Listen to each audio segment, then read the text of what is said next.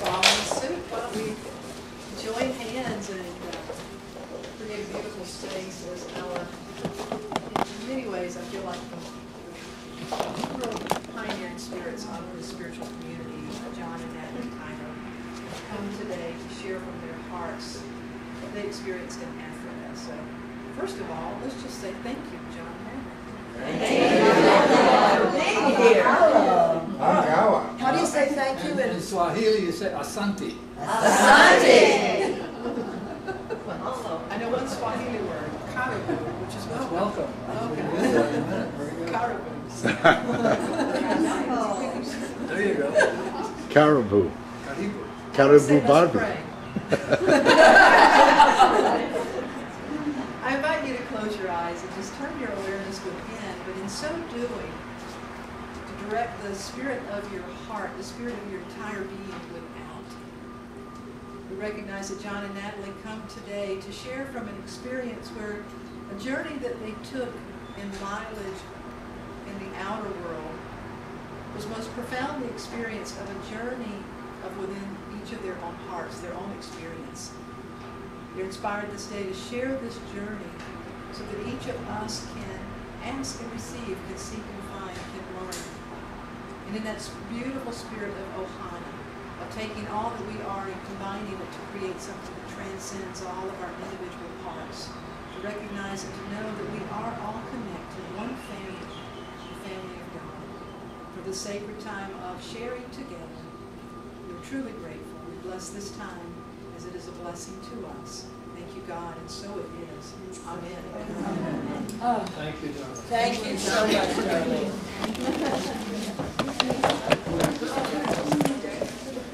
Thank you so much, all of you. Karibu. We're coming to you. Asante. Good. The last day we were there, John found that shirt. This is my crib sheet. My Swahili terms. Well, it was the last day that he found that with the giraffes. Yeah. And I was so excited to find out that the giraffes are taller than he is. At last. So we're going to show some pictures. We have a lot of pictures out there. And we're going to show some that are especially big. I was so tired the day we went to Costco that I don't think I made all the ones as big as I would have liked. But there's some that we just have to show as we talk. So you pay attention to what we're saying and to the pictures. I want to start out when we got, I think we should tell people where the bathroom is. in Swahili. Yeah, please. There's one over, as you walk through this little entryway on the right, there's a door with this bathroom and it says out of order. Don't be deterred. You go to the left here, and is it through the office? Well, there are two bathrooms. One is straight through, and the other one you go through an office. Okay, so you make a left and then a right into the office, and then the bathroom is in the back of the office. So don't be put off by the out of order thing. Okay, enough housekeeping. Okay, go ahead. Well, what you just heard, the drumming you just heard at our conference in South Africa, each morning there was a keynote address by 8 o'clock. And when you walked into this great big ballroom, hotel ballroom full of people, 300 or 400 people, there were 3 or 4 African drummers up on the stage just going wild with this stuff for like 15 minutes. I mean, everybody that walked in got a taste of it, and then we sat down and it just kept playing. And then after a few minutes, these women in these beautifully colored clothes with the headdresses and everything would get up and they'd start to march and dance around the room. And throughout, we were at a little round table, like 10 of us at a table. And they would weave in and out of the tables, and each time they went by a table, they'd pick up more people. The South Africans got into this immediately. All the hosts, all the white people that were hosting the conference, and the black people that were part of the conference, they were in this line right away. It was hosting, the black and white people were hosting. Right, and then we all got up, and we did this for maybe 5 or 10 minutes, jumping around the room, playing this music, and you could just feel the energy in the room going up until when you sat down, you couldn't wait to get going. I mean, it's just amazing. So I wanted to do this here today, and we kind of got out of sync with it. We played it so you came in, so you got a sense of what it's like, and your imagination's good. Well, I'm going to start with how when we first got there. It was so amazing. Who did you go with? we went with each other. What happened is we go every year into a different country. The transactional analysis, the International Transactional Analysis, the European Association of Transactional Analysis, the South American Transactional Analysis Association, Mexican Transactional Analysis Association, Canadian, USATA. So we always meet in a different country. But this is the first year we got a new chapter, South African Association of Transactional Analysis. Woo! They host a conference. What is transactional analysis? It's a form of therapy that we do that I believe goes the deepest and does.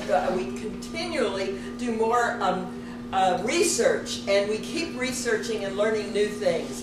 It's like I've never known of any particular kind of therapy where they keep on learning new things. So it's very new. It's new, like Eric Byrne started in the 40s, but it's but it's still in the 60s. But it's still so new that even we have it in South Africa.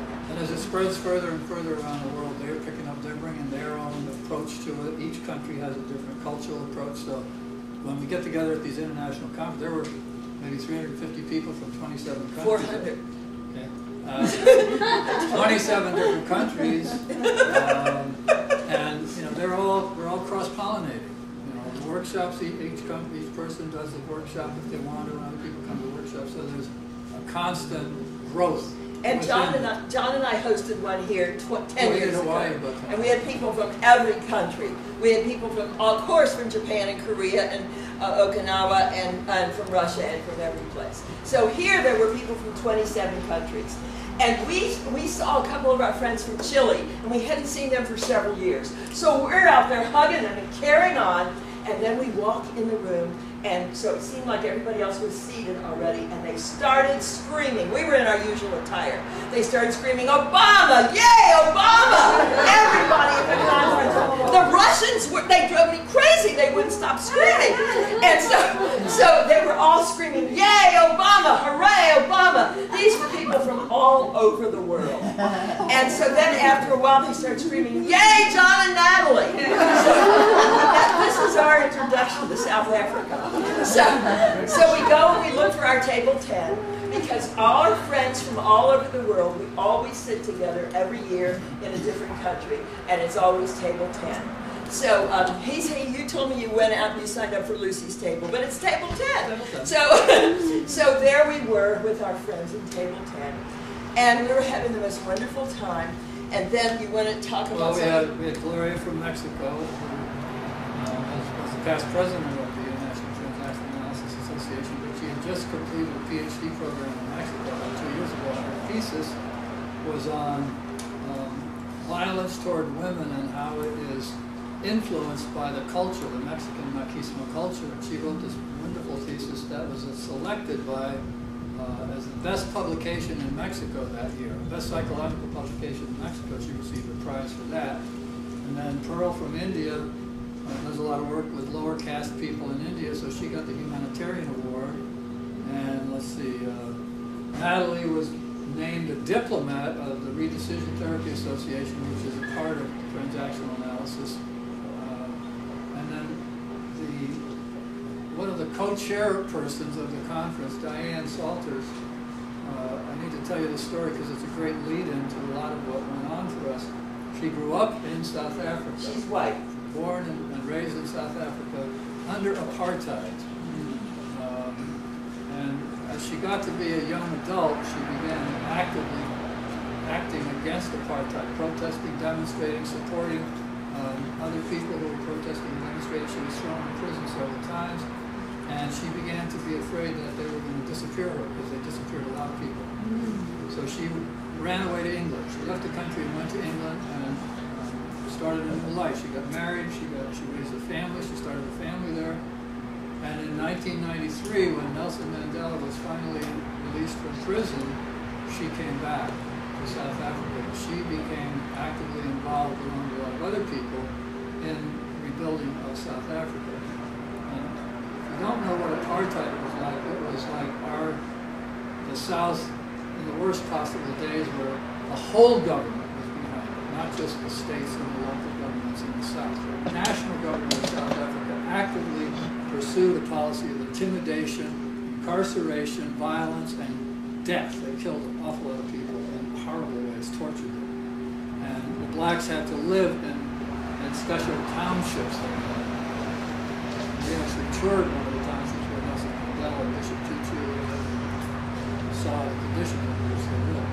But they were completely regulated. They had identity cards. It was just like Nazi Germany, where you had to have papers in order to pass through the boundary. If you want to leave your township, there were guards at all the exit points. You had to show your papers, and you had to show that you had a right to be going wherever you were going. You wanted to enter into a white enclave, you needed a pass. To show you worked there. To show that you had business there. You worked there for somebody, you were going to do a repair on something, and there was no public transportation. These people had to walk like 5 or 10 miles to get where they were going to go. So this was an incredibly oppressive regime, and Nelson Mandela, of course, was the figurehead of it, and they didn't know quite what to do with him, so they threw him in jail for 27 years.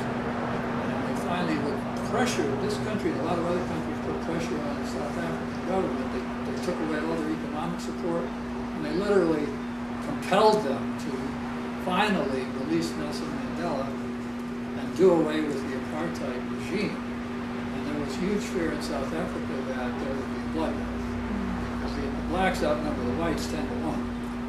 And there was no way that if the blacks truly got full freedom, and they were angry, most of them were really angry about the way they'd been treated for 40 years. And so there was this huge fear in this country that there was going to be this bloodbath. And Nelson Mandela and Bishop Tutu came out with this idea of the Truth and Reconciliation Commissions, which involved if a person who performed violence, who acted violently toward someone else, or took away a member of a family, or did something like that, if they were willing to come forward and admit what they did, tell the whole truth, all of it, exactly what they did, who they did it to, what they did with them, and everything else. And then that was done in front of the families of the victims, or the victims themselves if they were still alive. And then the victims would, in almost every case, once it was told, and the person said, "I'm sorry, I know what I did was not right, and please forgive me," then they would offer the forgiveness, and then there would be this reconciliation. And the incentive for this was that the perpetrator then was not subject to any criminal penalties, could not go to jail for what they had done.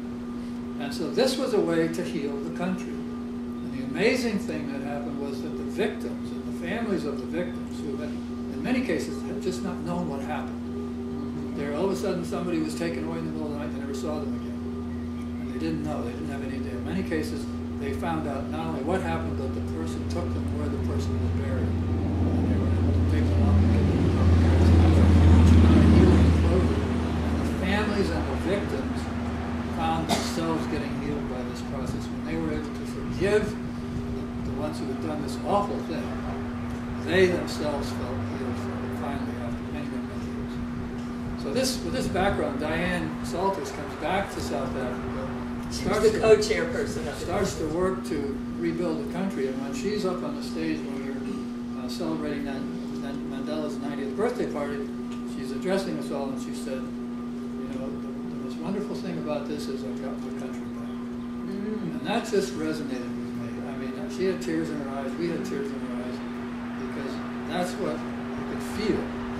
You were with the people who had done all this, who had been through it. It's this generation that had gone through this upheaval. And the excitement, the enthusiasm, the joy in that room, it was just palpable, just tasted wonderful.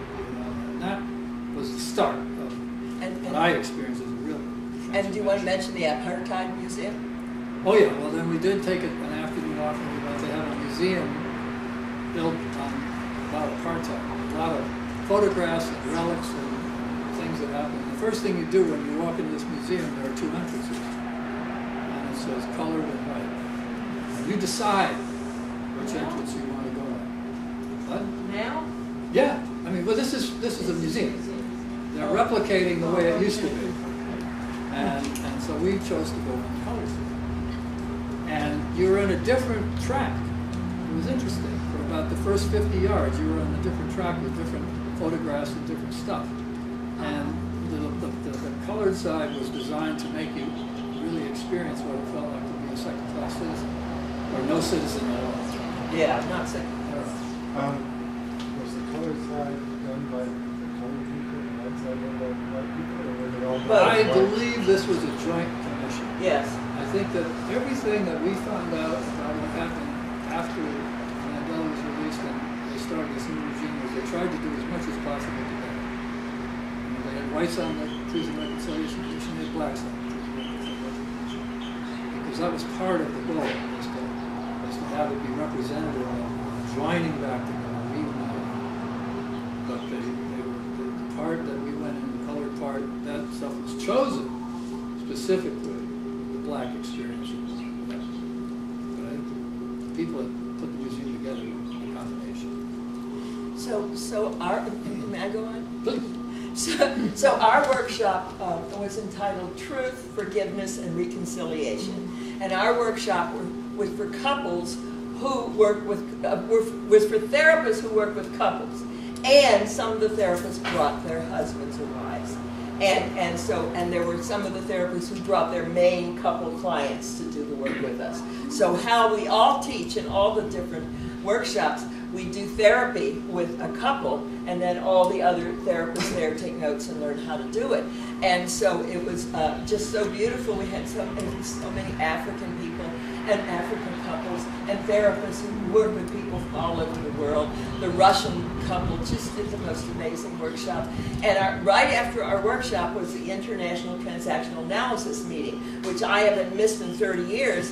And I couldn't go because our workshop couldn't end because people were so involved in the truth, forgiveness, and reconciliation. And all of a sudden, somebody yelled, "Natalie, you've never seen the South African sunset." So we all went to the window, and everybody watched that sunset, and then we bonded. And we just held hands with each other at the end. And somebody led us in an African song, which I don't think we know the words, but we sure felt it that night. And so then I went to a redecision therapy workshop, a youth therapy workshop, you see, and a healing and humor workshop. What did you? I went to a family therapy marathon workshop, a couple marathons. And people get together for 12, 14 hours a day nonstop. And also I went to a great Zen therapy workshop with a wild-looking guy with a long white ponytail from Scotland. Who just led us through this incredible meditation for about 2 hours. It was amazing.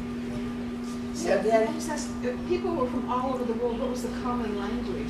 Oh, it's English, but we usually have a French and a Spanish interpreter at most of our workshops. And people in other countries, they also learn English. You know, I wish in our country we would teach a second language from the beginning on. And so many of the people in Africa knew English. And whenever we go to another country, he learns the language. I'm not as good at it. So he was speaking Swahili with the Africans, and they were saying all kinds of things. And they appreciate it so much. You don't have to know much. I mean, here's my crib sheet, and it's like 12 words. But when you first go someplace and you say, Karibu, Asante, Could you? We might go back. Habari is how are you? The one I like is no problem. Hakuna Matata. But yeah, if you just say a couple of words in their language, our faces, like we all know English, most of them, not in the bush, but in the towns and the lodges and the hotels, they all know English. So the temptation is you just talk English. But we made a point every single morning when we walked in the dining room and the greeter would say, "Asante, very good." And it was just that little connection. When we walked in the dining room in the morning, the waiter would say, "Table 10, he knew our table." But our favorite restaurant here on Maui is Roy's. We always ask for table 10. When we get to Roy's, it's just our table all over the world. I went the last night of the conference, Nelson Mandela's 90th birthday. When he walked in the door, the African women in all their gorgeous, gorgeous scarves and all different colors on dance. and march around and sing. And then, before you knew it, we were all up there dancing, every single one of us. I mean, it was so amazing. It was like we were on a different planet, in a different dimension, like the planet of love. It was the most incredible experience I can ever remember. Of everyone in that room, even the straightest psychiatrists and professors from the straightest countries, where they might not have known about all of this, everybody in that room was dancing. And it just went on and on and on. It was the most beautiful experience ever, ever, ever. And I walked up to Nelson Mandela, I'm proud to say, I said, "You're my hero." And he reached out his other hand too to me and he said, "You're my hero." Woo! Woo! Yeah. What a man. I mean, he meant it. He sees us all as just the same beautiful heroes. Whew. And so then, the floor show for Nelson Mandela's birthday party. When we sat down to our tables to have dinner, they had entertainment, and it consisted of a black man and 2 white women doing modern interpretive dancing together with this great band. And I mean, the first thing that occurred to me was 15 or 20 years ago, this man would have been in jail or away somewhere for even associating with white people. And now they were doing this extremely erotic, sensual dance together. The whole room was just fixated and standing up and applauding these people. And again, I just got this real sense of transformation. This is a transforming country. They're not there yet, but they've made a huge first step. They've gotten over the hardest part, and now they've got a lot more to do, because there's still a lot of people who do need to do it. But watching those dancers was just amazing. And now, of course, blacks can vote, blacks can go to school, blacks can go wherever they want. They have full equal rights. Well, about the blacks going to school, I need to say, all of those black women at the conference, they're all in the university. They wouldn't have been allowed to walk into the university before Nelson Mandela was free.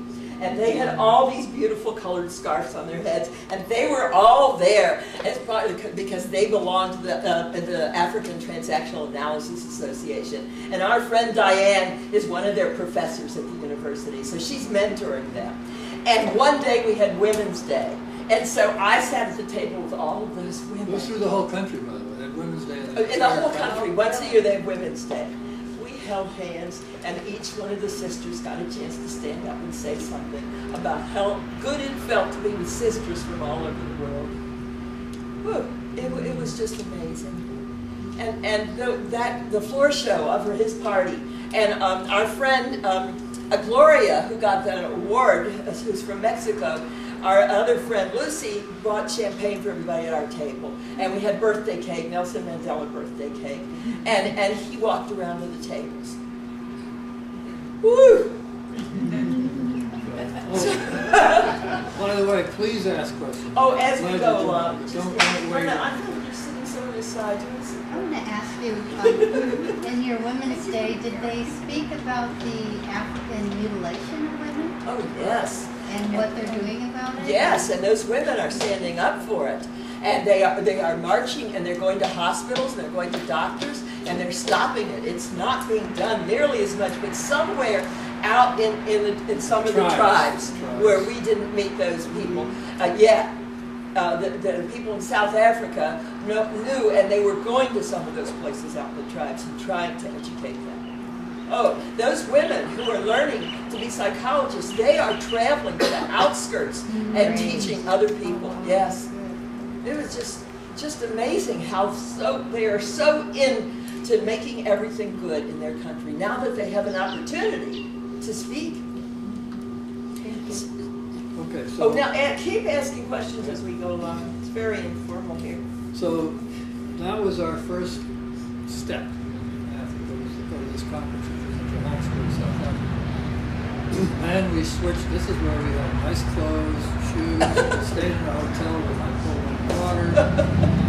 Civilization, great. Now, and we have one bag with that stuff on.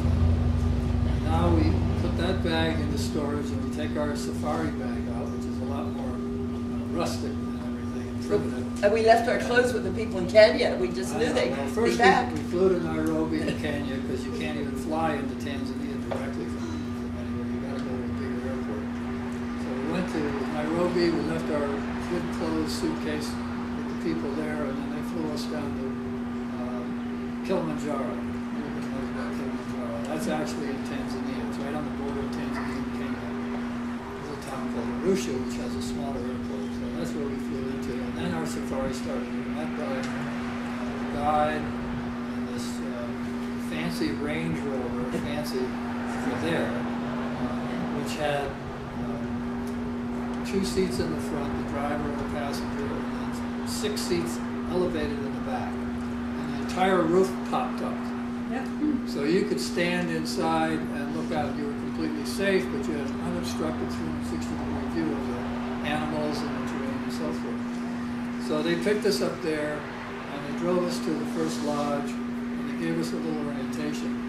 But the most amazing thing about this journey was, and it actually started before we even got to South Africa, but we were wearing our Obama buttons on every step of the way. And if you remember, most of the people in airport security, most of the people, certainly most of the people that do your luggage, and a lot of the people that do this customs, especially in Africa, they're all black. They're all people of color. And these buttons invariably evoked a positive response. Like, oh, Obama. Oh, you're for Obama. Oh, good. You think Obama will? You think? White people vote for Obama? Yeah, we have these little chats with these officials. I mean, customs officials, especially in third world countries, can be very daunting and very uncooperative. But this got us through. I felt like I had a little extra passport on me. Well, one time they would say to me, you're for Obama? I don't need to inspect you. Go on through. I know you're a good person. And I know we had 2 bags each, and we were on British Airways, and I thought we were able to check 2 bags, and they said, oh no, you can only check 1 bag. So I'm sitting there with 2 bags, wondering, you don't carry these on. She said, well, try to fit it in there. So I put it in there and kind of scrunched it down. She said, okay, you go. So I know that this little rapport that we established with people got us a little extra step when we needed it. And it was also welcoming. When you go into a strange country and then you have this instant connection with these people, it was like, oh good, I'm glad I'm here. And it just gave us a positive start to the whole trip. We were going to places we'd never been before, we read a lot about it, but nothing possibly prepares you for the physical impact of being in Africa. It is a different land, it is a different country, it has a sense of timelessness about it. You're looking at, in many cases, you're looking at people that have lived this way for 1,000 years. As soon as you get out of the city, you're looking at people that haven't changed much. They don't have cars. Maybe they ride a bicycle, that's the height of their technology. But there's a real sense of timelessness and permanence, and the other thing is they don't have very much. They're very, very poor. Tanzania, poorest countries in the world, and yet the people that we came in contact with were invariably friendly, they smiled a lot, they welcomed us, and by the way, being older is a real advantage there because they treat elders with tremendous respect. They call them Mama. Oh, Mama, you go ahead, Mama. Papa, they gave us their chairs. We got on this bus one time, it was full, and people immediately stood up and said, here. So it's a really nice culture, and there's a sense, the ohana that we hear about here in Hawaii and that we experience tastes of from time to time, it's pervasive there. It's how they get through their day. There's a sense that they're all in this together. So I'll say a little bit more about the lodges that we had an experience. Well, Yes. You want to start with? I want to start with Darius. Well, is it okay if you if I show his picture? You want to wait? No, I want to start with what he said when we got in. I will show you more about Darius. See him with his Obama button that we gave him? I should have saved that for the end. But I have to tell you about Darius. He would look out when we get in the Jeep. Yes. See, Myrna's not sitting in the right place. The rest of us. Oh, where is it? But now, you can show it again at the end. Can you see over there? That's our guide in front of the vehicle. Well, what he would do is, he would open the door of the Jeep. He was such a spiritual man. He would look down and he would say, what animals do you want to see? He would know by looking at the marks, at the droppings and the footprint, the paw prints, he would know which direction the animals would go. And he would look down, and that's how he would decide. He was such a spiritual man. And he said the most beautiful things. And so the first thing the first very few minutes after we were on the first trip was the game drive. Well, on the game drive. We're driving down these, and they're all unpaved, rutted dirt roads. And we come around this corner. And this is in the middle of the road. Big elephant right there in the road. Big mom elephant in a mud puddle, squirting water over her. I'm going to sit back so people And Darius just stopped the Jeep. We sat there for 10 minutes. He said, we're on elephant time. When the elephant moves, we move. And I think we were there 5 or 10 minutes. And the elephant wasn't at all. They're so used to us. So used to people being there. This is a preserve. There's no hunting. There's no violence against the animals whatsoever. And I think they kind of got used to it because, especially an elephant, you have no idea the real size of these elephants. I have to show you how close he was to our Jeep. Wow. Right next to us. Wow. This is the thing that holds up the roof of the Jeep. There's the elephant. Oh. This is when the baby was getting a little close. Yeah. Mama wasn't too happy about it. Kind of like the whales here in Hawaii. Next to us. So this is Mama when she's not happy. When the ears come out. So, that's how you know Mama's. And she wasn't threatening, but it's like a sense of agitation. Protecting her baby. I'm not comfortable with what's going on here. And she came over really close to the vehicle.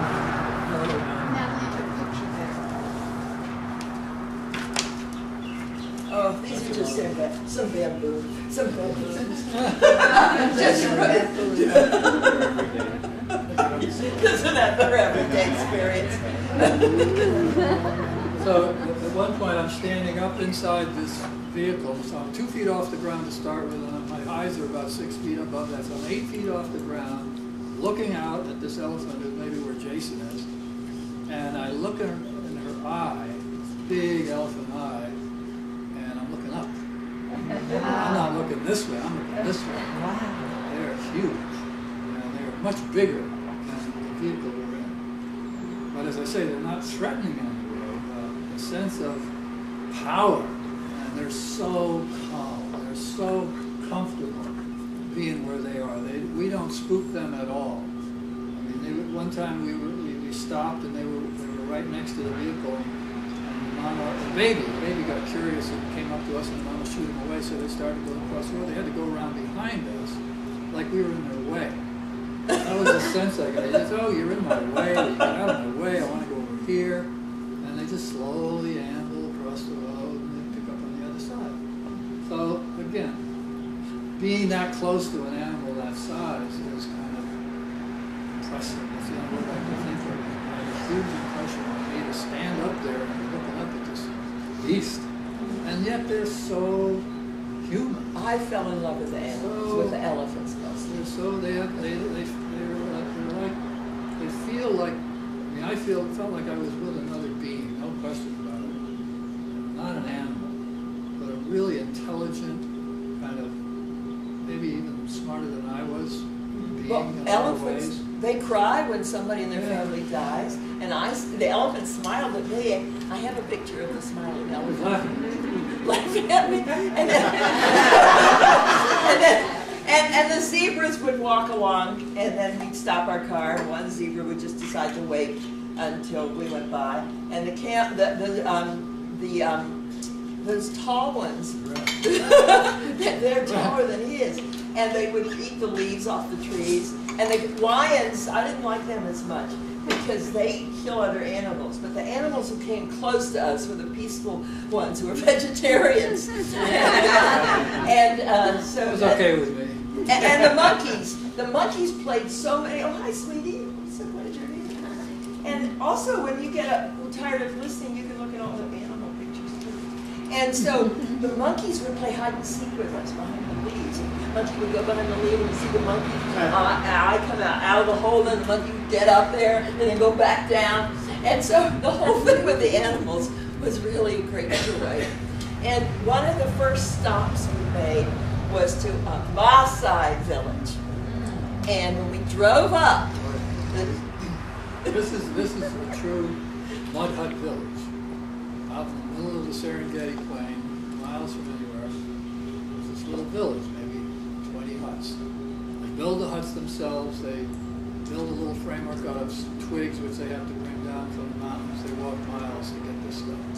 They weave the twigs together, then they put a layer of mud on there, dry mud, they let the mud dry, and then they try to cover it with some cardboard in case it rains. We're in the dry season, so that wasn't a problem. These huts are maybe 5 feet tall, and so the chief comes out to greet us. The chief's son comes out to greet us. The men are jumping around with their spears, and they all wear these really colorful cloaks, bright purple and red and green and yellow, beautiful bright colors. And that's what they wear everywhere. This is out in the desert, and it's hot. to keep the sun off. And they wear this stuff to keep the sun off because they sometimes end up sleeping out there at night. Their warmth, because it gets very cold in there. But anyway, they come out to greet us, and we get out of the vehicle, and this man walks up. There's this young African man, and he points at us and says, "Obama!" And this is out in the wilderness. This is out in there. There is no electricity. There is no telephone. There is no television. I mean, believe it, there is nothing. But they recognized this instantly. It was incredible. So we felt like we haven't quite left civilization yet. But then we found out we had, because then we got inside this village.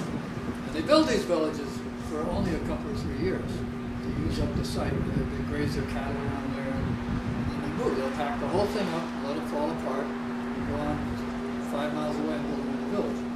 But this village we went into, as I said, had about 20 huts. The men greeted us with the ceremonial dance where they're jumping up in the air, and I have a few pictures of that. And they gave me this piece of wood with beads on it to shake around and jump up and down with them. But I'm a pretty good jumper, but boy, I could not keep up with these guys. I mean, they were 4 feet off the ground, and they kept it up. I mean, I was exhausted. I had to go stop and sit down, and they're still out there jumping. This is their ceremonial. And actually, it's like a war dance. It's what they used to do when there was warfare. This is how they would threaten another tribe. They would try to appear as big as they could possibly be, which means jump up in the air and yell and scream and shake your spear.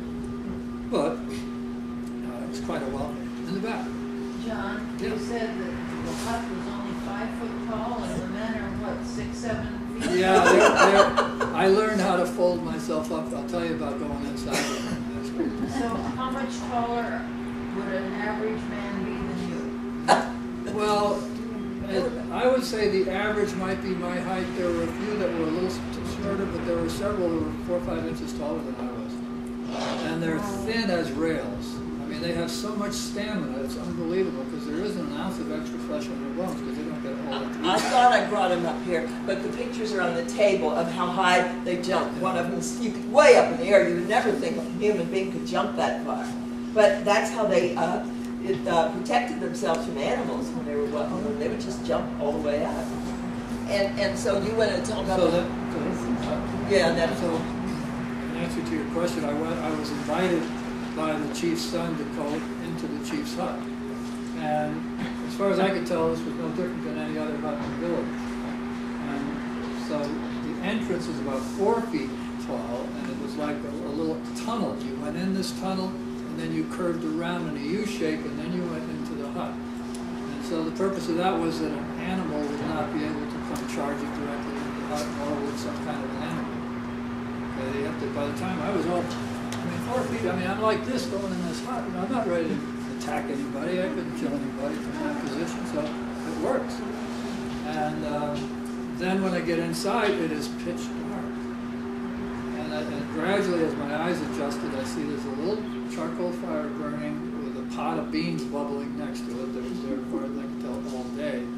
And then up above that was a wall, maybe about that inch wide, and there was a little light coming in through that. And I couldn't see the details, but the chief's son who came in with us pointed, he said, "You led my hand over to this place to sit, which felt like a hard piece of wood. I couldn't tell exactly what I was sitting on. It was something solid, about 6 inches off the ground. And there were 3 of us in there from our vehicle, and so we were sitting there, and he spoke English. And he explained that this common room, which was probably 10 feet across, 8 or 10 feet across, was where the whole family lived. This is where they cooked, this is where they ate their meals, this is where they talked, this is where they did everything except sleep. And behind where I was sitting was this little tiny alcove, much lower roof line. And that was where the kids slept. And then behind the chief's son across the other side of the house was another little alcove, and that's where the chief and his wife slept. And that's it. One pot, a few beans, and a place to sleep. And that was their life. And as we had seen these people walking everywhere we drove, between different lodges and game preserves, maybe 50 feet off the road or somewhere further off the road, there were people walking, lots and lots of people walking. And they all had these colorful clothes on. And they were just walking along. Sometimes they'd stand there. They could stand on one leg and talk to each other. But they walked 10 or 20 miles for water, for the food they can't grow and eat themselves. This was the dry season, so the cattle, half the men had gone and taken the cattle up into the hills where there was better water. And so a lot of the women and children were hiking up there every so often to spend 2 or 3 days and help take care of the cattle, and then they'd come back with another group of people. These people think nothing of walking these trails. And then whatever they pick up, whatever they buy, whatever like water, the women always had these great big jars of water on their heads. It's like what you read about. And they walk these incredible distances, and they're so erect. And they just take their time. There's a feeling there's no hurry. Well, absolutely, they've got all the time in the world. If something happens and they don't get there tonight, they'll just stop and they'll lie down on the ground and they'll sleep, and then they'll get up and go out the next day. well, did I tell you what happened while you were in the chief's hut? You didn't tell that. You told me what happened. You didn't tell that. Well, the Maasai spirit guide said she wanted to talk with me. And so I went over there and we sat down, and she talked to me partly in Swahili and partly in English. And I understood most of what she said. And she said, you need to make the world better. Don't be around negativity, and don't hang out where anybody's being critical of you because you're mama. And she meant you're older now. And you need to do what you can to either leave or change it when it's negative. And she was very clear. And I was so moved. And we had been seeing animals since 7 a.m. And then we had stopped at the Maasai village, and she said those things to me. And then we went to see more animals, and we got to our hut. When we got to the next lodge, it was 8 o'clock at night, and we'd started at 7 in the morning. And our hut was the farthest one away. Here's the lodge, and then is the hut. And I meant to make that picture bigger, but I didn't. So here's a hut, here's a hut. We keep going. And John and I are the oldest people on our tour, and we have the farthest to go. So we have about a mile to go. And we get into our hut, and we both collapsed on the bed. So we didn't go to the bathroom. We didn't have dinner. We didn't do anything. And every night, we always ask, here we are away from civilization. There was no electricity. There was no anything. But we always ask for a king-size bed. Because if we don't, his feet fall over the bottom of the bed. So we always got to sleep together. This night, they were twin beds. And they were in separate parts of the hut. And in the middle of the night, I heard somebody talking to me. I woke up, and it was the Maasai spirit guide, and she was standing there. And I tried to wake John, but I couldn't find him. I'm so used to him being right next to me. And so I finally tried to wake him over in his bed, and he just wouldn't wake up. So I'm trying to think, am I having a dream, or is she back here again? And so she got more to tell me, but she sounded so angry with me. I was so surprised. I swear to you, the voice sounded angry. And she said, you're not doing the right thing, you're not doing enough, and you have to do more to make it better. And she said, and don't take any negativity. So I need water. I got out of the bed after I couldn't wake him, and I got out of the bed to go to her, and as she left, I fell through the mosquito netting. I had forgotten there was a mosquito netting all around the beds. And I had the bump. Well, this isn't one of the worst, but my whole face was bruised. And I'll pass some of these around because that doctor is such a dear. I just want to keep them forever and have my grandchildren's. I have little ones. I want to pass some of these the little pictures. Oh, there's some more. Maybe that's in here. Well, Like fall on a dirt floor? I felt there was a concrete. first hut, there was a concrete floor, there was no rug. Not even tile, not even anything. My Poured whole concrete. face was bruised. I was black and blue, the entire face. That woke me You up. wouldn't have, you wouldn't have recognized. Yeah, That woke me when I heard crash. he finally woke up. I finally figured out a way to wake him. So the next. So here we are all right, Yeah. we're in this remote hut. This is again, there's no phone. You don't pick No up, ice? Oh. nothing in the room. So you don't pick up the phone and say help. It doesn't work. So I get my clothes on and I go running up to the center part of the lodge where we have meals and everything. And there's somebody behind the desk all night. So I go over and I tell him this is what happened. And he said, oh, I get the doctor. You wait here. And boy, within 5 minutes, this doctor comes out, gets together with me, and hustling down to the hut, checks Natalie over, and makes sure that she hasn't got any major problems, there's no concussion, her eyes are the same size, she's not bleeding from nose or ears or anything like that. And he said, I don't think you've done anything serious. And he gave us some painkillers and some antibiotics. And also, we did get a bag of ice. It was a plastic bag. I had some Ziploc. I didn't have any Ziploc bags. I just put it in a regular bag. So I just had it that one night. Yeah, but I had a Ziploc, so I gave me a Ziploc bag. We came back with some ice, and she put it on that night. But then the next day, she had a bump on her forehead that was probably half an inch high. I wish I 2 inches around. had a picture of that. And the purple, as you could see, the purple But it was started all over. just drooping down, just migrated down and got all the way down to her jawline. The whole side of her face was bright purple, black, red.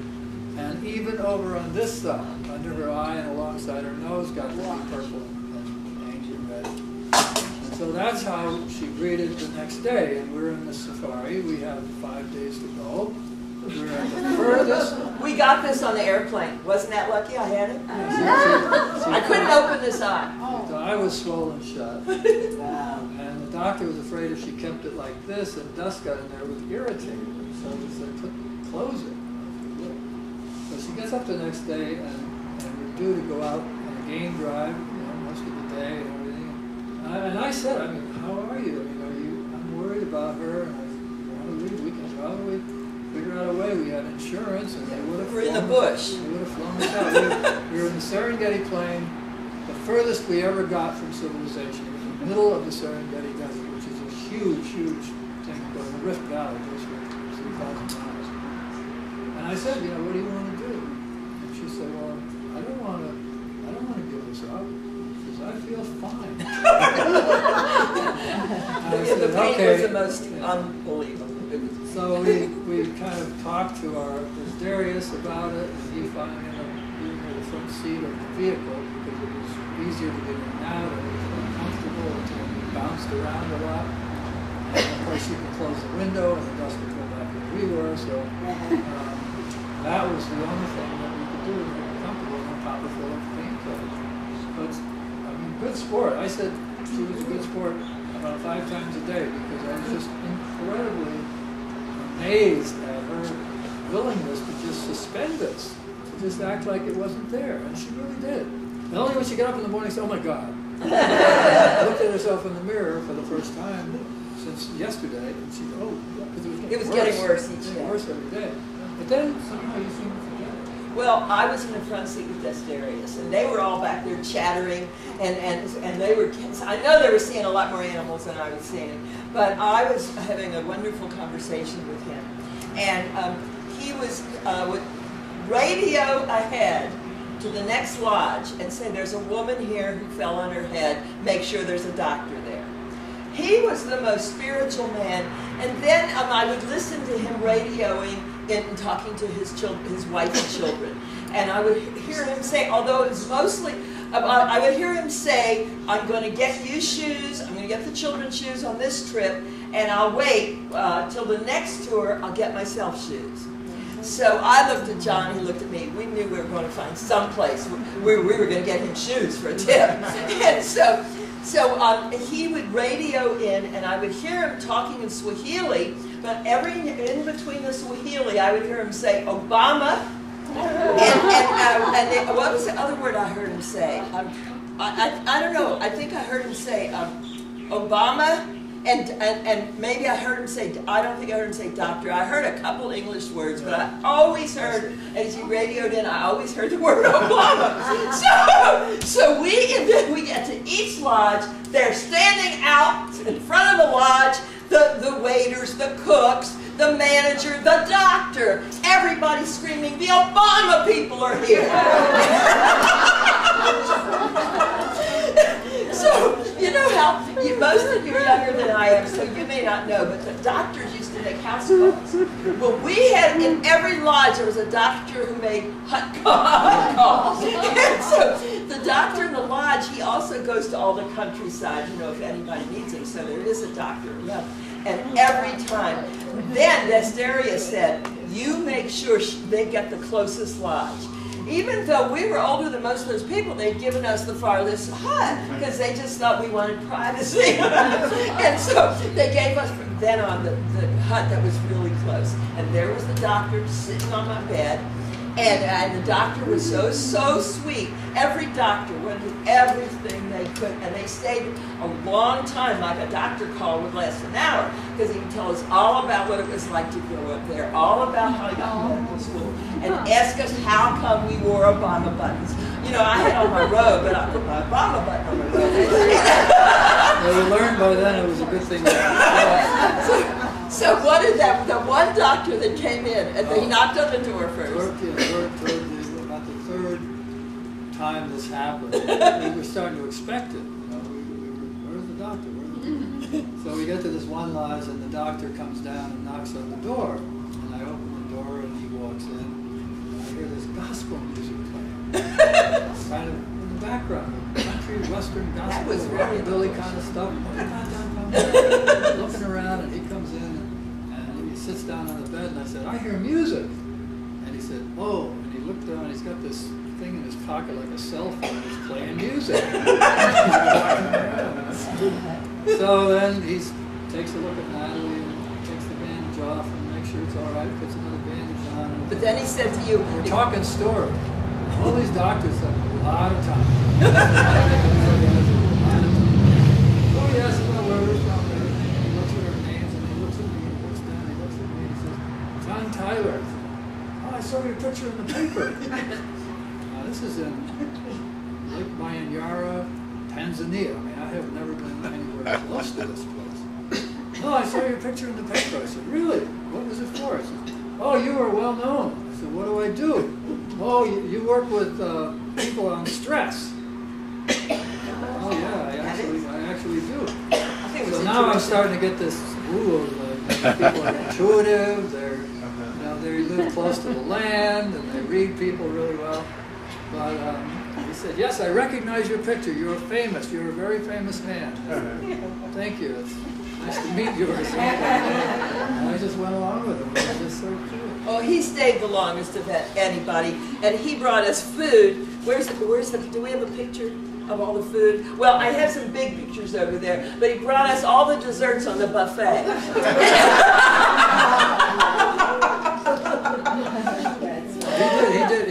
He spent time with Natalie, and he said, "Have you had dinner yet?" And we said, "No." And he said, "Well, you don't have to go up there. I will bring you food." So the doctor went up, and pretty soon he comes down with these two guys in tows, and they're all carrying big plates of dinner and a huge plate of desserts.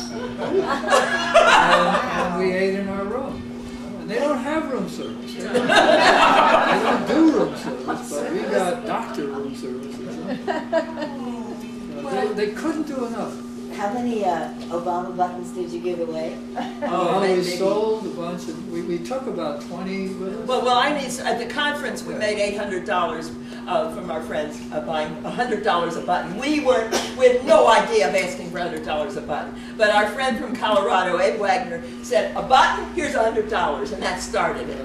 And so everybody at our table went to keep up with Abe because he's one of the best known TA therapists. So then after we had $800, we just about ran out of buttons, but we had a few. Then we gave the rest away until we were out of them. Every place that people saw the button, they said, "You have one for me? You have one for everywhere. me?" And we gave a few away, and then I realized, if we give these away, there goes our passport. So we gave away all but the two that we were wearing. Except that was more. Everybody won. We could have given away hundreds, easily. It was incredible. Were you able to register some of these Obama supporters? Yes. I called Acorn and gave him a name. The news, people all over the United States should know How all the people in other countries already how he's perceived and how we will be perceived. It's extraordinary. He represents the best of what this country has done. What people said, all around the world. Well, people said to us at the conference, he could talk to my leader. He would be your first president who would be able to talk to my leader. He would listen to my leader. Yes. That was the idea. He will listen to us. He will listen to what we need. So in the restaurants at the lodges, when they saw my face like that, they all said, "Mama, I'll take care of you." So the waiter, Moshe, he said, "Mama, you sit there. I'm going to take care of your plate." So he went out to the buffet and he got me this plate filled with food. And he said, "Mama, the more you eat, the sooner your face will get better." I think that's how they grew up if they had enough to eat. Was he Jewish? His name was Moshe. Moshe, yeah.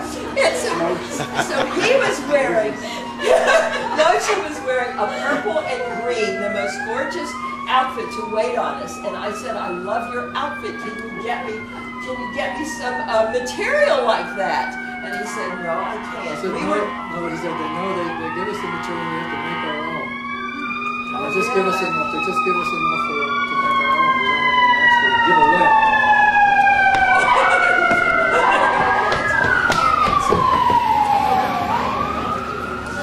So we were in that lodge for 2 days, so we got to know Moshe because he waited on us regularly. And just as we're going out the door, as we're leaving that lodge, gave us each, wait, I want this one. He gave us each a hat like his outfit. Doesn't my hair look better? The whole outfit was this fabric. He had a pantsuit on. Beautiful. But he said, "Don't you tell anybody I gave this to you." But you can see, put it on again. Let me just see.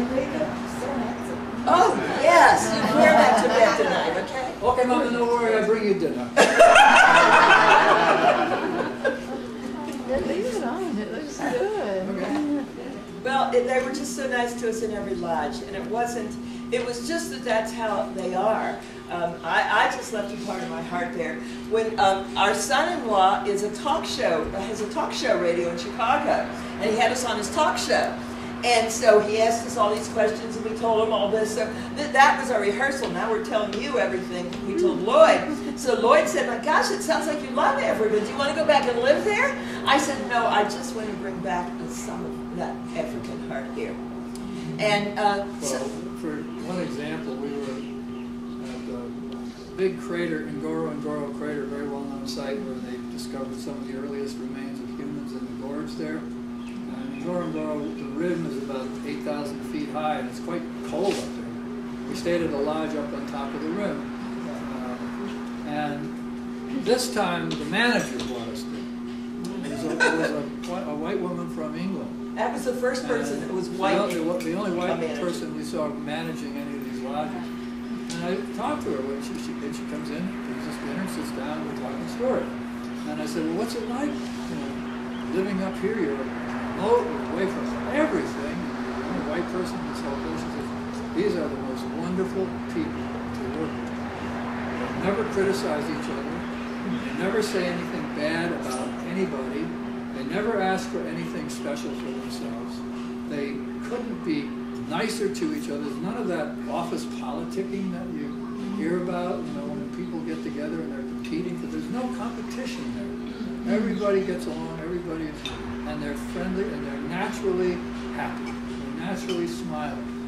And again, as I've said so many times, they have very little. They really don't have much. But they manage I believe because they're so connected with each other. They really do feel like it's a big family. They actually, because of Natalie's bump and stuff, they included us more in that than maybe we would have been included without it. That's a possibly good thing. Well, when people would come up to me and look at my face and just say, I'm sorry. Just say, I'm sorry. And how we found it so different when we got off the plane, and it's nothing against London or nothing against LA where we were, but people would go the other way because maybe I had a disease or something. Or maybe I beat her up. Yeah. Yeah, that's how it looked, when a husband beats up a wife. But in Africa, they just couldn't have been more natural. They were completely comfortable with, oh, so sorry, what happened? Oh, I'm so sorry. They weren't. It was so beautiful to have them say that, just to say I'm so sorry, and not to, yes. What is their spirituality? Because it sounds like this feeling of connectedness and it's hard to say because Desdarius told me that he's Christian, but he said his roots were just about family love, and so the different tribes have different kinds of roots though. I didn't get any sense of any pervasive religion. I didn't see a lot of churches. There were some churches. But I don't know I guess they were mostly missionary created. I don't think there's an inside, religious movement within the country as much. I've read where the Maasai basic religion is called Ma'a, and Ma'a is the word for God. And it comes from their own creative story. Yeah. And then the Christians move. I imagine it's rooted in nature. If I had to guess, I would say that it's rooted in awe of nature. Well, that's how I felt when we were driving along and I looked in the eye of the elephant. I just felt like I was seeing God when I looked in the elephant's eye. And, I was in the front with Desdarius, and they were all in the back, so they were talking about the animals, and I wasn't talking except to ask him questions, and he would tell me things, and it was just so quiet and silent up in the front, and I really got to feel the nature and the animals, and to feel his spirit, and just the things he told me that I wouldn't have known, and when he told me about Nelson Mandela, that Nelson Mandela was part of a tribe. He was a bushman. They were so uncivilized, and that some remember the movie The Gods Must Be Crazy? Yes. Well, those are bushmen. And if you think about it, their faces are really round. Well, Nelson Mandela has that same round face. But who were those people that the missionaries took him and gave him an education? And the same thing happened. The next picture, I wish I had a big one. Maybe I do over there. But when we went to the AIDS hospital, and this picture, if you look in this doctor's eyes, you will see that. I don't want to go get real spiritual on y'all, but that's go ahead. Yeah, come on, Natalie. Well, that doctor at the AIDS hospital, I sat and I talked with him. I don't know how long John was gone, because John went to tour the village, and I stayed in an AIDS hospital. And the doctor and I talked for so long. And he told me that when people come to the hospital, they must take classes on how not to spread AIDS. And if they don't already have AIDS, on how to avoid AIDS. And they must bring their children. And the children play in the children's room. And that the people in the hospital, that there are many people in that town who have AIDS. And that this sweet man, he said they have very little money, but they'll do the best they can. And we talked and cried together for about 2 hours. And just to look at his face, he was such a beautiful man. And then Darius said to me, do you know that he told me that he was part of it?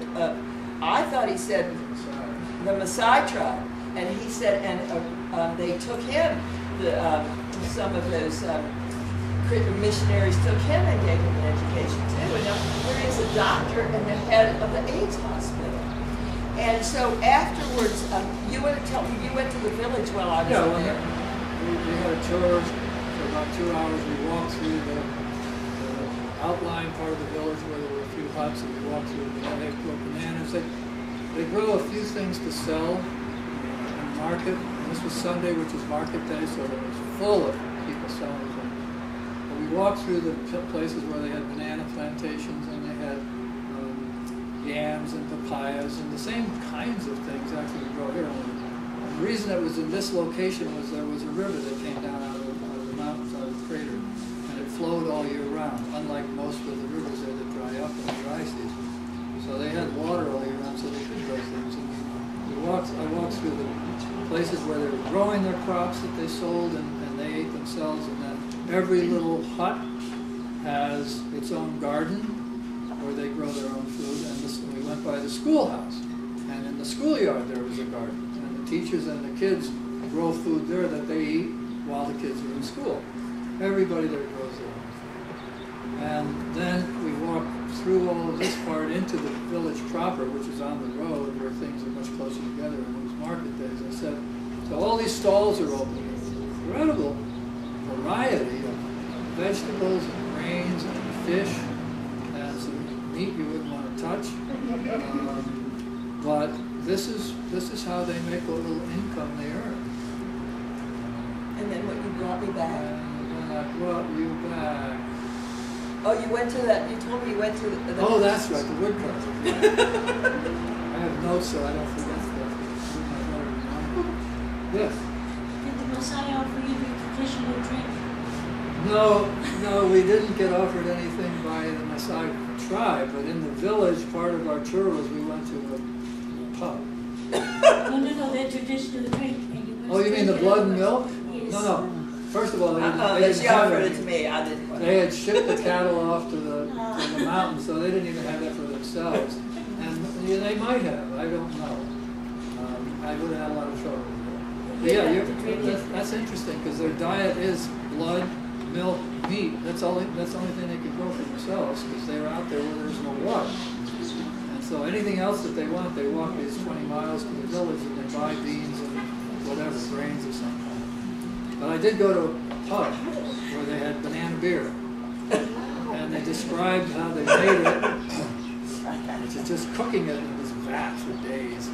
And it gets this scum on the top.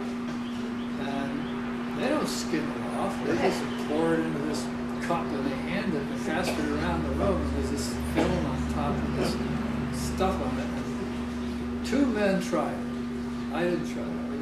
Because I've heard nothing but things about your stomach. But it didn't even smell good. It wasn't even tempting. But it was fermented, and it was what the local men did when they wanted to get together and have a drink together. This is what they drank. But then I did go to a wood carving hut as part of this travel trip around the village. And this was a whole family that had been brought in. They had come from another country. Another country in Africa. And they settled in Africa. They settled in this town because it had a market and it had water, and they could grow enough to feed themselves, and then they could apply their trade. And they made these beautiful wood carvings. And I got an ebony elephant for Natalie because she's got this thing about elephants. And it was fun because his father was a patriarch, and then there was a couple couple sons that did the rough carving, roughing it out. The women made the dyes. They made their own dyes out of vegetables and herbs and stuff like that. And then the father smoothed everything off, and he sold it, and he collected the money. He negotiated with them. He didn't pay whatever they asked for anything anyway. And it was hard for me because we're talking about $2. Can I get it for $1? And that means so much to them and so little to me, but it's what they expect. It's part of the interaction. It's the haggling. And they need to feel like they got the better of you, but it wasn't easy. If you just pay them what they want, there's like no fun to it. So we negotiated about it, and then you'd say, well, okay, if you want that much, I want this one too, and then you play all kinds of little games with them, and they laugh, and they're smiling the whole time, having a great old time. I think he knew what I meant. So then after John came back from the village, then we went out, and the people in the AIDS hospital and the doctors and some of the people in the village made us the greatest lunch. And they had fish on the grill, and they had vegetables, and it was... It all came from the village supply, the village stores. So it was getting toward the end of our trip, and we had to leave Desterius. Oh, this was our last day. We all went out to lunch together. This was the hardest thing to leave Flame Tree Desterius. Restaurant. Desterius had told me so much about his life, and I heard his voice soften when he radioed into his wife and children. And John and I stopped at a store, and we were the only customers in the store, and we found a pair of shoes that just fit Desterius. And so he was able to get his shoes on the trip too, not just the shoes for his wife and children. And he was so happy. And then John, because my face, what, you wanted to say something about the shoes? No. Well, I just want to say about what happened with how you were in the back seat, and I was in the front with Desterius.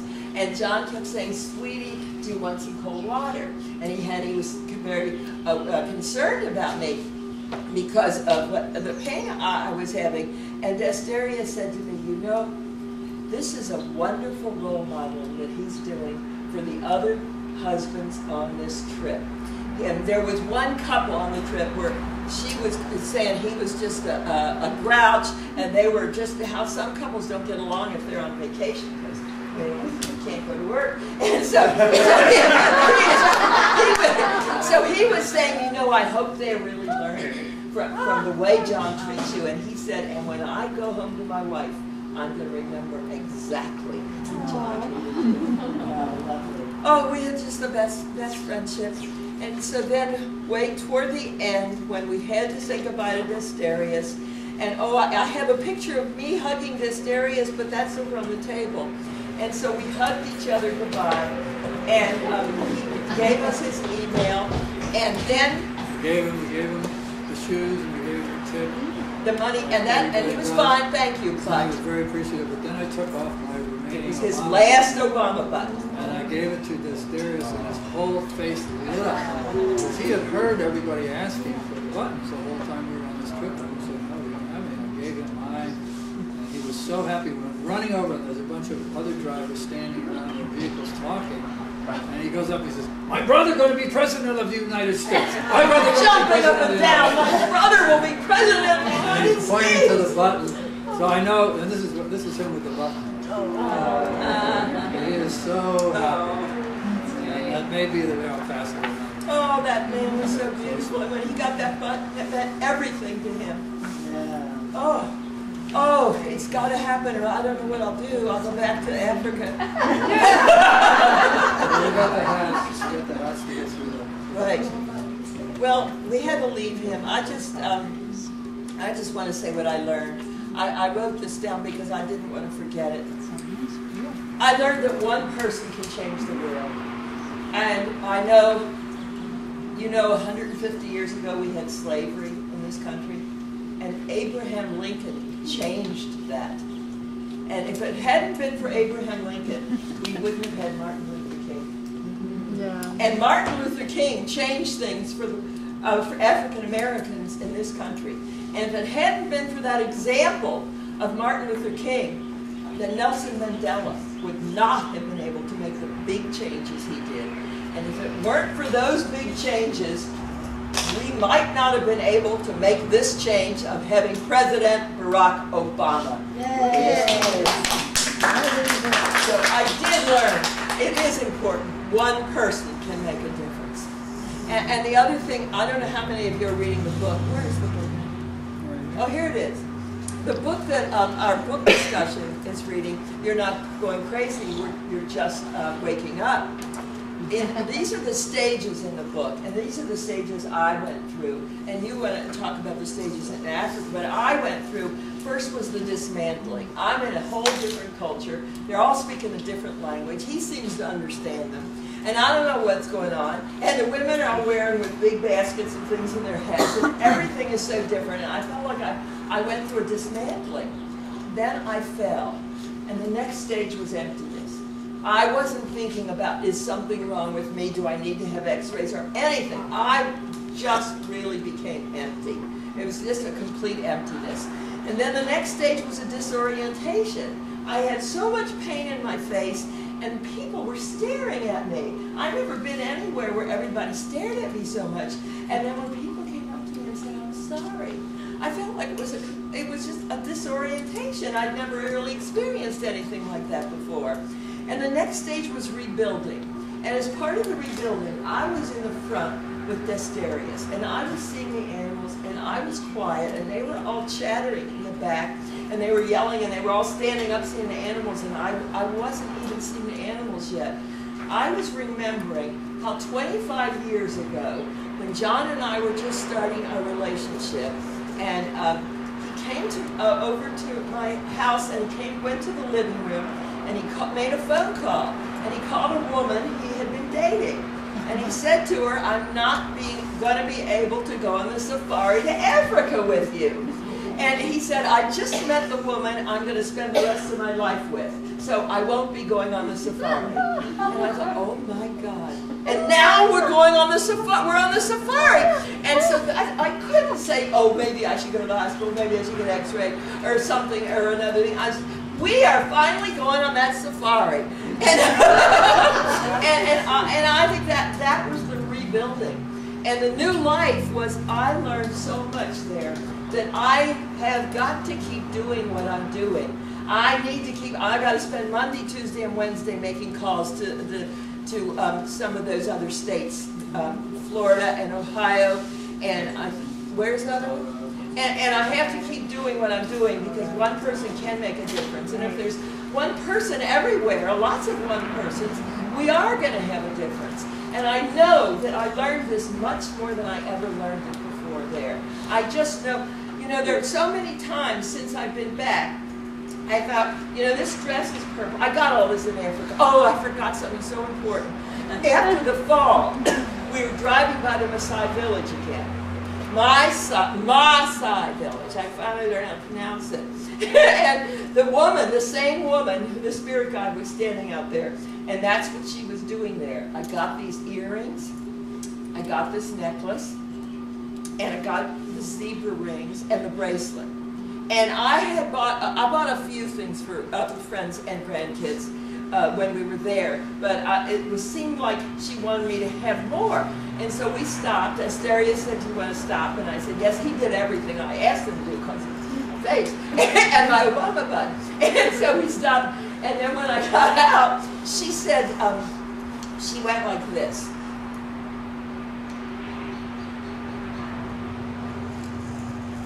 So she told me she saw me sleep. And I was trying to wake him that night because I just couldn't believe that she was there, and I thought I dreamed it.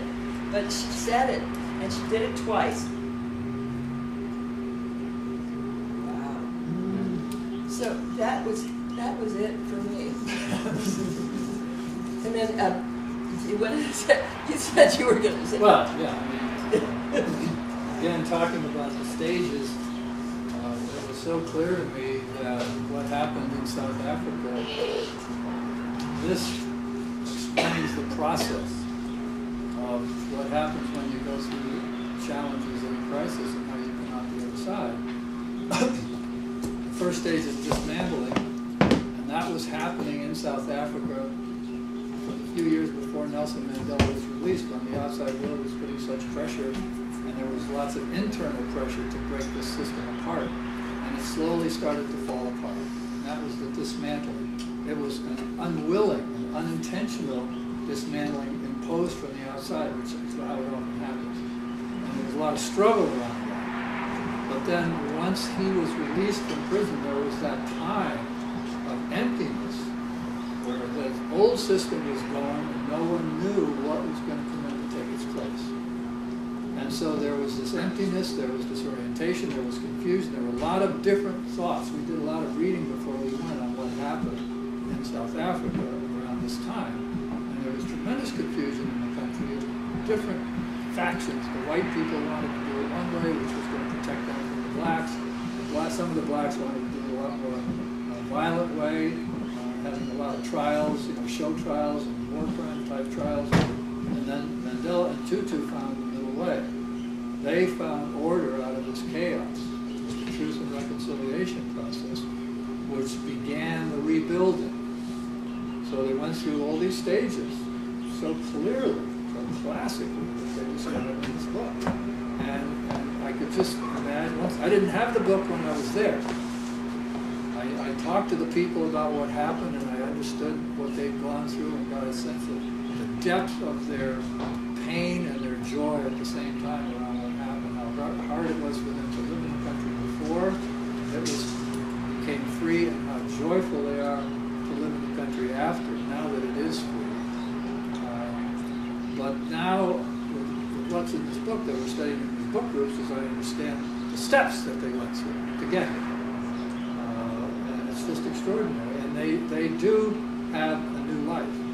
This country is a new country. That woman said, "I've got my country back."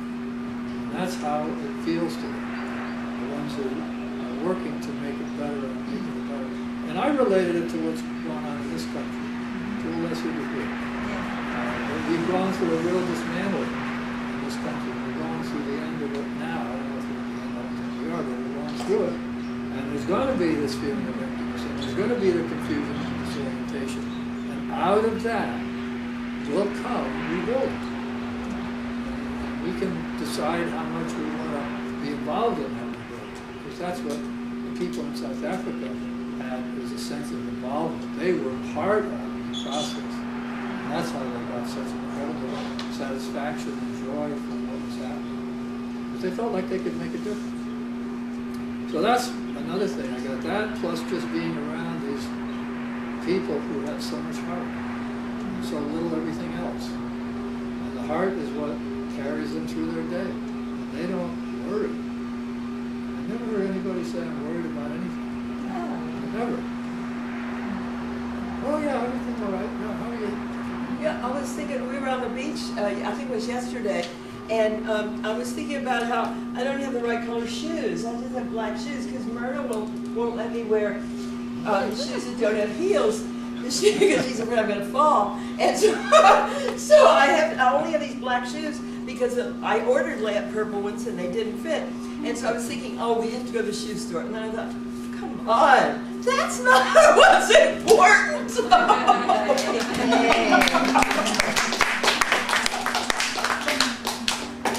Does anybody have any questions? Any other questions that come up? I just want to share something. I think maybe you have to be from another country to see what you saw. Where are you from? I'm from Canada, and that's how I got here. The same thing happened to me here. My second day in Maui, I fell down, fractured my wrist, got a cast, and my face was the same as yours. Wow. And everywhere I went, they knew I was a tourist. They kept saying, "I'm sorry, Oh, they I'm did? sorry." Exactly the same as you. Oh. Right here in the People in States. Maui say that? Well, it wasn't just Hawaiians, it was everybody. Oh. They kept saying, "Oh, I'm so sorry you fell down." Oh. So it's the same situation that I found here that you found. Oh, that's wonderful. Doesn't it feel good?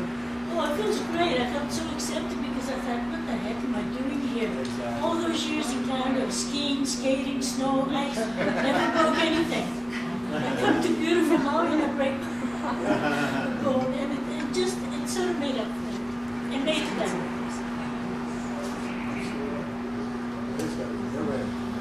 Yeah, your poems about the doctor's hospital. I can't hear you. The part where you told us about the doctors over there and the care that they gave you, how much time you spent. Oh, yeah. That's amazing. Oh, it was amazing. Yeah. When Laura and I were in Brazil, and she became sick. Speak up. Speak up loud, real loud. Let us shout. Laura was in the hospital in Brazil. She became sick from a medical procedure she had done at Memorial. And so she was in the hospital for 1 year in Brazil. And doctors would come there. They would stay with her. It was not 5 or 10 minutes or 15 minutes. It was a long time to hear. It was they would bring in to make you happy. They would help you emotionally as well as medically. And so they would bring in a makeup artist and everything.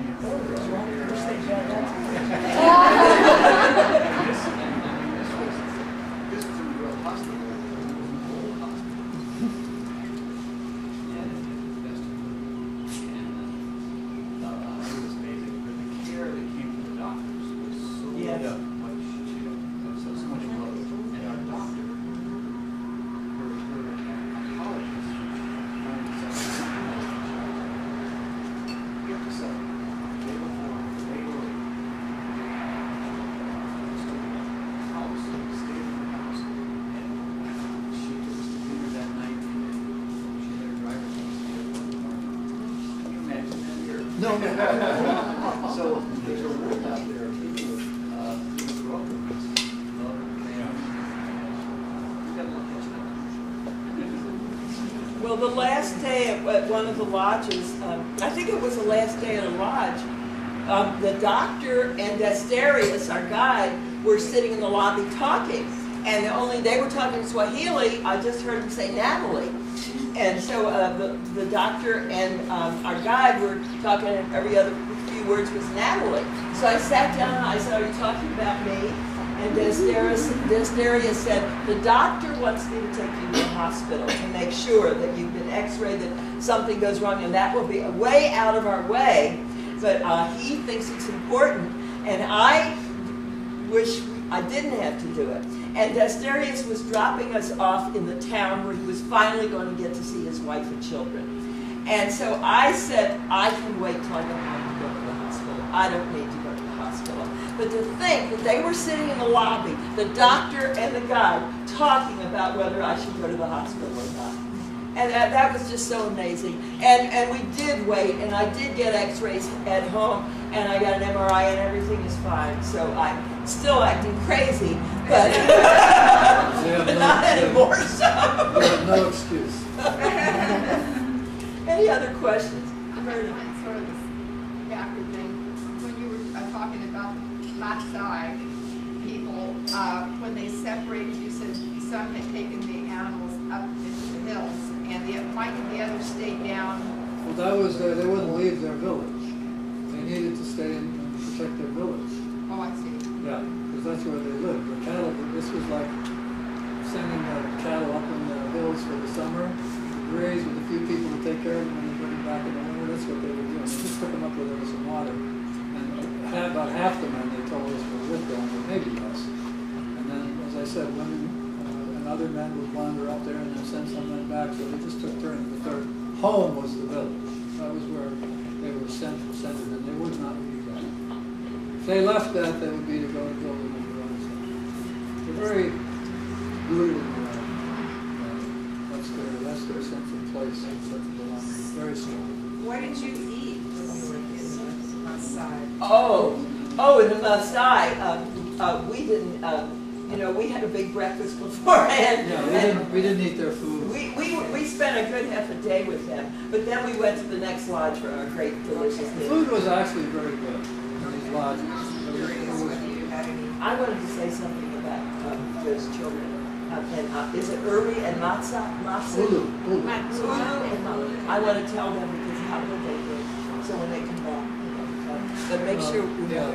Was the food kind of Western, like the desserts look that way? Yes, desserts. Yeah, they usually had a fish, a chicken, and a beef dish of some kind. Some of it was done with sauces, some went with flavors, some went with spices sometimes. They would have potatoes, they would have peas, they would have a lot of fresh green salads. The greens were fresh. I don't know where they got it from. but they were delicious, and the food tasted good, it tasted fresh. Well, the cooks all cared. They were so And dear. I'm thinking to myself, it's in a sense it's organic because they don't have a way to bring in fertilizer, chemicals. They just don't do that there. First, it's too expensive, and second, they can't transport it. So I got a feeling that this was grown in their local gardens, and it is essentially organic, and it tasted good. I felt really good. You felt pretty good eating it. And we didn't get sick ever. No kind of tummy trouble of any kind, and I had a lot of energy, and I left my vitamins home. I felt great. So yeah, I was pleased with the food. The food was better in Africa than it was anywhere else. It was better than it was in London. How was the water?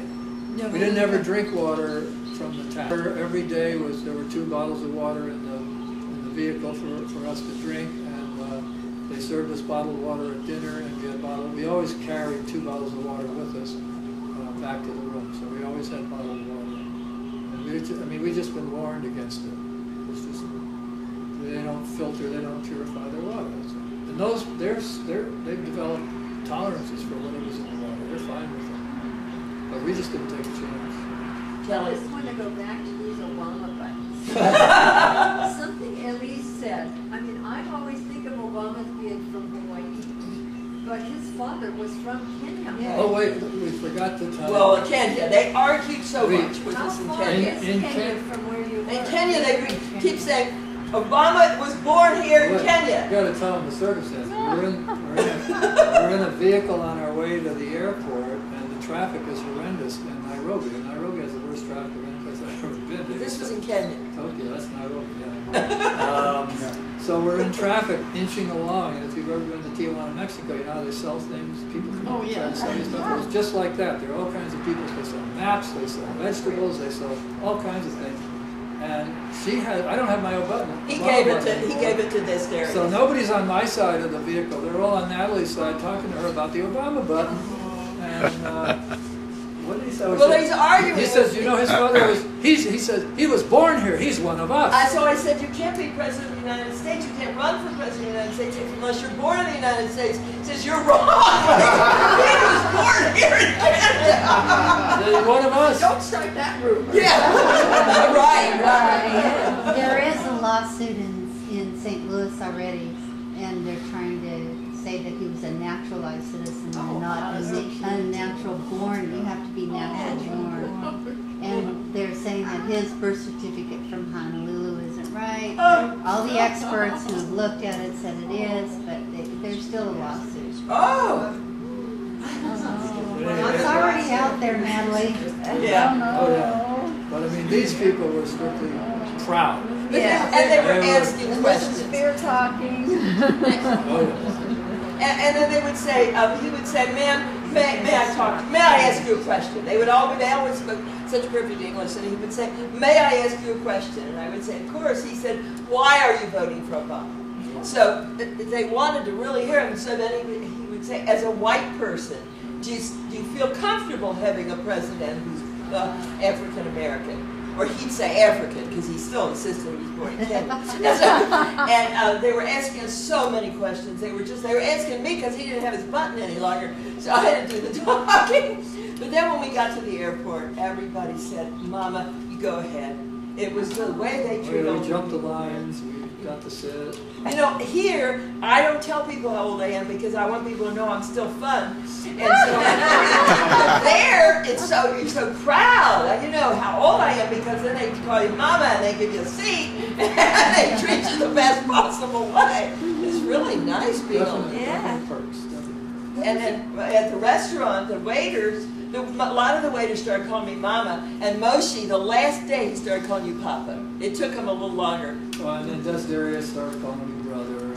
Oh, that was the last day. We all got real friendly there. And when he called you brother, I knew that he really made it. What was the currency?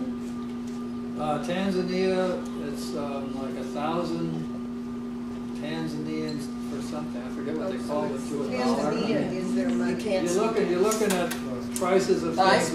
This is 400. This is $40,000. Tanzanian dollars. And you do a quick addition. Oh, that's $40. But, What about the rand? What is it now? sorry? What is the rand in South Africa?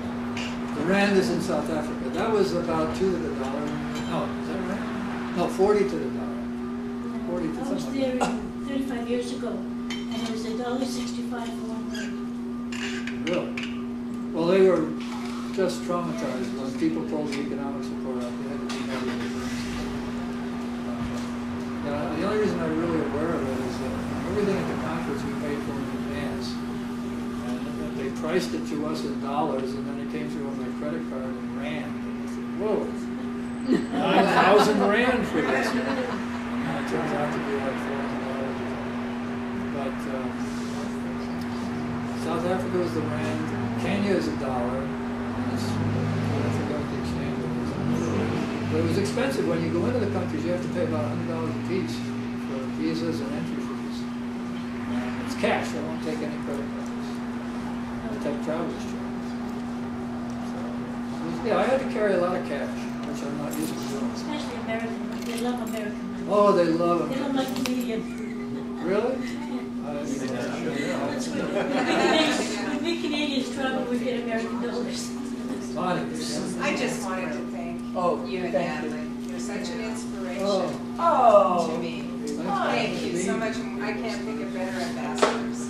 Oh, what To a know, yeah, really. really. Yes. Thank you so much. Before anybody leaves, we're supposed to pass this This out is to the like a church. love offering. Whatever This is you a love feel- offering for the Whatever you church. feel like it's going to go to the church. So. Oh, if you paid up there, then don't do it here.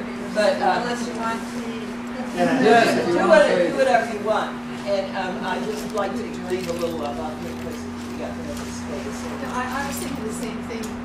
Thank goodness it was you that went with your Obama buttons, not somebody else With push on that buttons. trip or something. Spreading their, philosophy or their Oh. or something.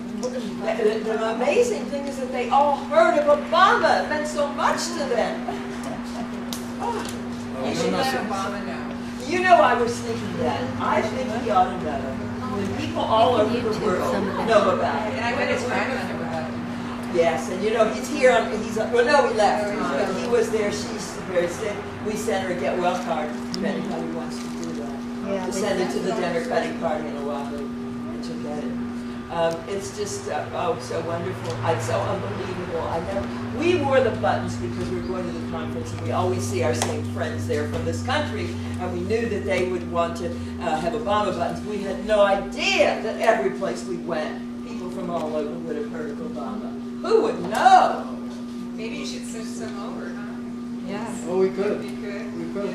Absolutely. Well, if he doesn't win, I'm not going to be able to ever face this area. He's going to win. Of course, because that's when I have to connect with Darius and let him know, because he will be so happy. Do they hear our news? I mean, We get a lot of it on the BBC. A lot of it's on the BBC. They have a CNN, at least when we stayed in a hotel before we flew out in Nairobi. They had a CNN channel, but it was like no CNN channel I'd ever seen. It had some really weird programming, and there was nothing international about news coverage. It was all local news. But the Zaria said they watched BBC a lot. And they really respect that for objective reporting news. Do they watch it in their villages No. or on computers? Some of them have TVs. Well, yeah, actually, we saw a few dishes. And you mentioned email. You have. Oh, yes. Well, the ones in the city. See, they live in the city, then they have electricity, they have email, they have telephone, they have everything. Okay. Oh, they're very civilized, those people in the cities. Well, I mean, we have met a lot of people who are psychologists who are going to school. Right, but when your guy Oh, Darius, he had Village. a little TV, Darius in did. his village. In Well, he his lived home. in Arusha, the city Oh, where he he flew out. okay. That's where his family was.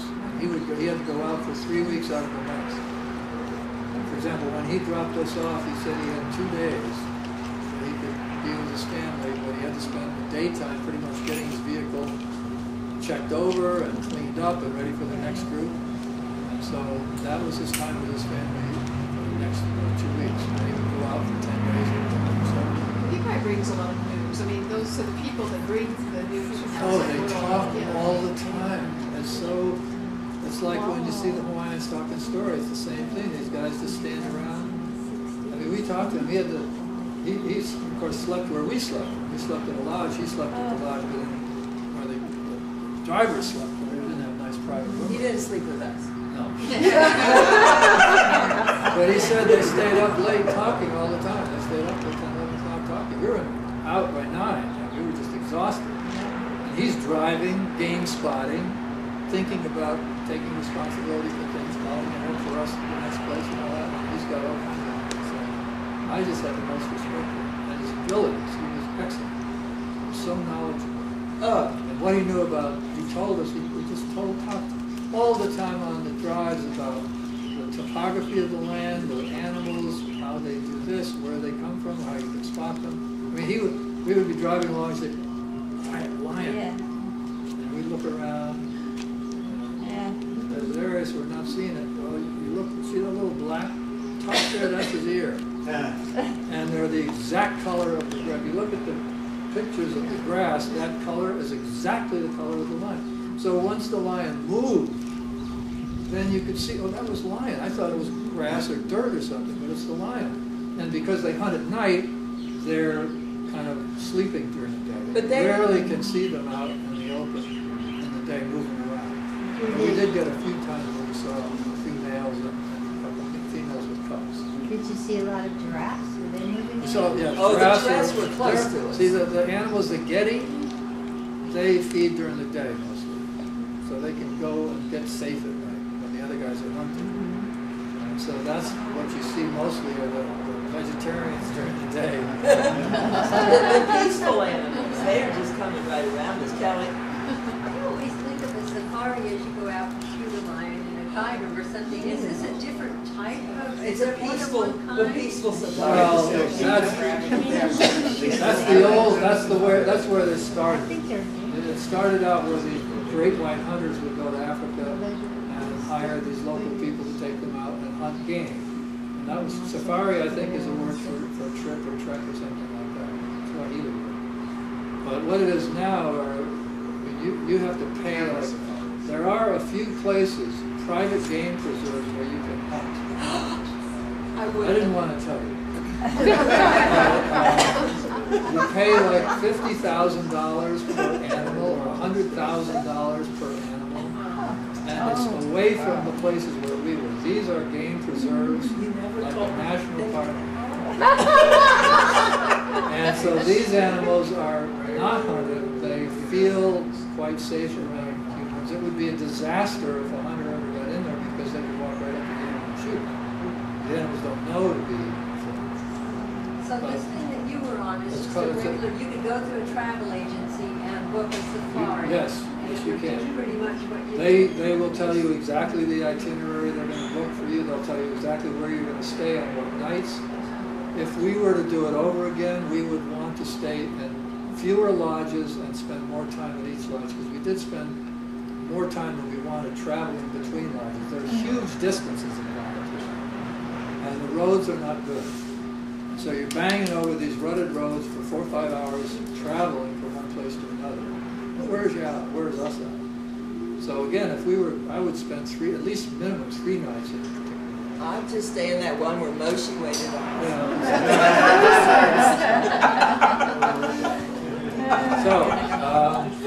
Were your guides state employed or were they privately employed? No, there's no state involved. They were private. The state runs the park, and these are private safari companies.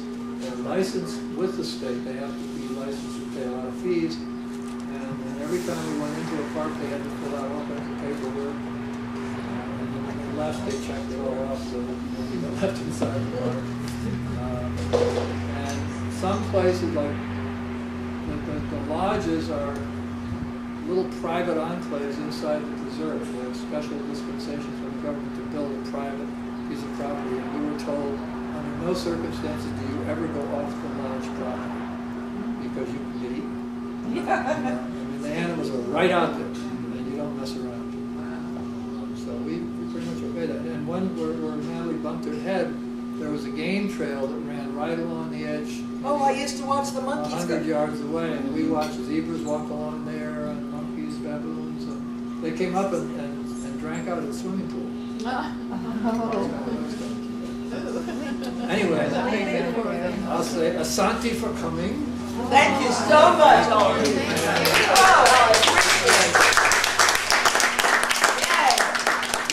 Tuka Onana Badaye is I'll see you later.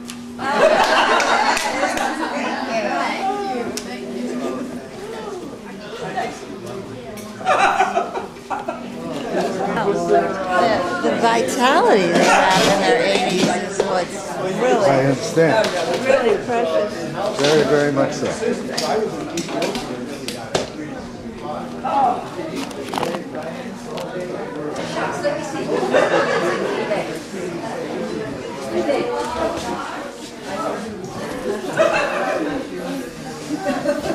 Oh, the zebras. There's a giraffe. Hippos.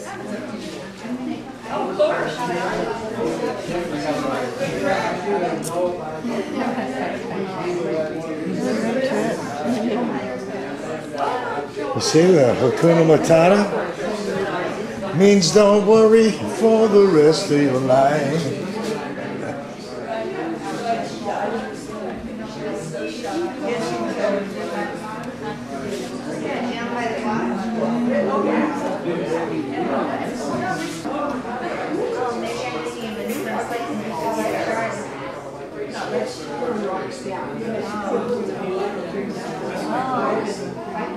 All these kids. Wow.